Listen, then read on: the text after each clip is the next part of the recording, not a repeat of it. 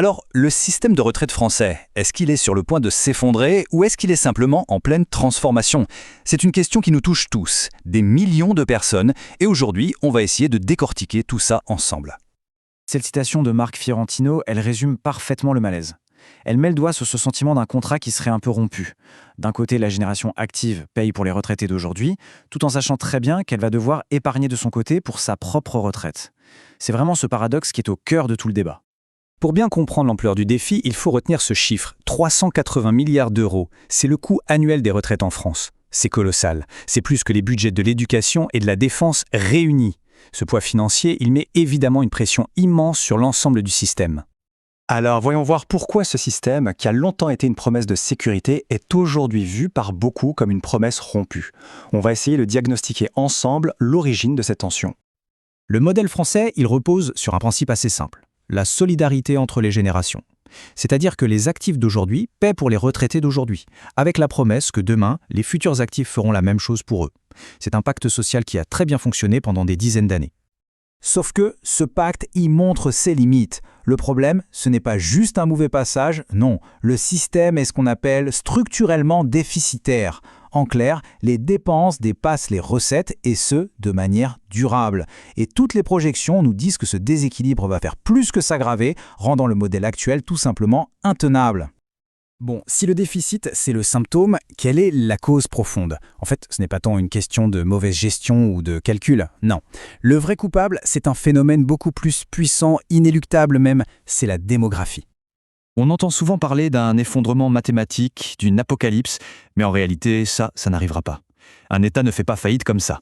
Il peut toujours changer les règles du jeu par la loi, ou en dernier ressort, faire tourner la planche à billets. Donc, pas de panique, il n'y aura pas d'apocalypse financière. Le vrai sujet, le voilà, c'est le papy-boom. La génération immense du baby-boom, née juste après la guerre, arrive maintenant en masse à l'âge de la retraite. Et c'est ce basculement démographique qui est au cœur de la crise, parce qu'il change complètement l'équilibre du système. Les chiffres, ils sont sans appel. Le nombre de personnes en âge de travailler reste stable, autour de 36 millions. Mais en face, le nombre de retraités à financer, lui, il explose. On passe de 12 à 16 millions en à peine 20 ans. Voyez le problème? De moins en moins de cotisants pour de plus en plus de pensionnés. L'équation devient tout simplement impossible à résoudre. Face à ce défi majeur, on entend souvent parler de solutions qui seraient des remèdes miracles. Mais est-ce que c'est vraiment le cas? Analysons les deux idées les plus courantes. La première solution qui vient à l'esprit, la plus évidente, c'est de travailler plus longtemps. Sur le papier, c'est parfaitement logique. Plus de cotisants d'un côté, moins de pensionnés de l'autre. Mais est-ce que la réalité est aussi simple? Le point crucial, c'est que cette mesure ne peut fonctionner que si les seniors ont un emploi. Or, la réalité, c'est qu'aujourd'hui, plus d'un tiers des gens qui prennent leur retraite sont déjà au chômage. Donc, reculer l'âge de départ sans s'attaquer de front à l'emploi des seniors, ça revient juste à déplacer le coût du système des retraites vers celui du chômage. C'est le fameux « déshabiller Paul pour habiller Jacques ». L'autre grande idée, c'est de basculer vers un système par capitalisation, où chacun épargne pour soi-même via des fonds de pension. L'idée, c'est d'individualiser le risque pour le rendre plus gérable. Mais là encore, la démographie frappe à la porte.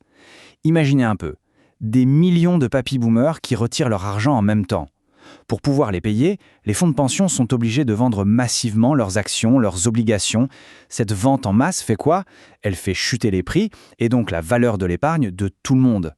Au final, le problème de fond, lui, reste entier. Puisque les remèdes miracles n'existent pas, peut-être qu'on pose mal la question. L'idée n'est peut-être pas de rafistoler un vieux modèle, mais plutôt d'en construire un nouveau. Un modèle qui soit adapté à ce que l'économiste Pierre Sabatier appelle une société mature. Cette analogie, elle est très parlante. Un modèle économique qui reste figé, immobile, face à une réalité démographique qui a complètement changé, eh bien il est condamné. Le vrai défi, ce n'est donc pas de réparer l'ancien système, mais de remettre toute notre économie en mouvement pour qu'elle s'adapte. Et voilà le changement de perspective qui est fondamental.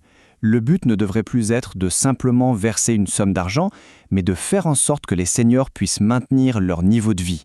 Et ça ouvre la porte à tout un tas de nouvelles solutions qui vont bien au-delà de la seule pension versée par l'État. Cette nouvelle approche, elle repose sur 3 piliers.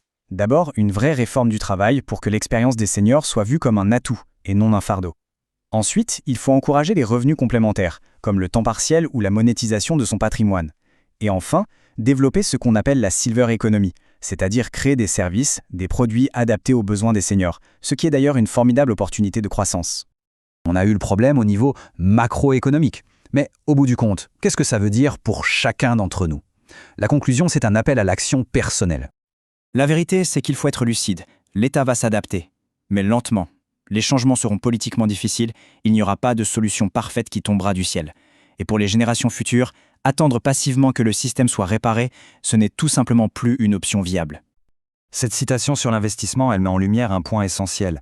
Face à toute cette incertitude, la meilleure stratégie, c'est de construire son propre plan, un plan personnel solide et de s'y tenir. Paniquer en lisant les gros titres des journaux, c'est la pire des réactions. La discipline et la vision à long terme, voilà ce qui devient crucial. Le message final est donc assez clair. L'épargne, l'investissement, ce ne sont plus des options, ça devient des nécessités. Prendre en main ses finances personnelles, c'est aujourd'hui le meilleur moyen de garantir son autonomie future face aux inévitables aléas du système collectif. Finalement, la question reste ouverte. Est-ce qu'on doit voir ce vieillissement comme une crise, ce qui nous condamne à avoir peur, ou est-ce qu'on peut le voir comme la transition, inévitable, vers une société mature? Et ça ouvrirait la porte à l'innovation, à de nouvelles formes de solidarité. C'est peut-être là que se trouve la véritable clé du puzzle des retraites. Merci d'avoir suivi cette analyse.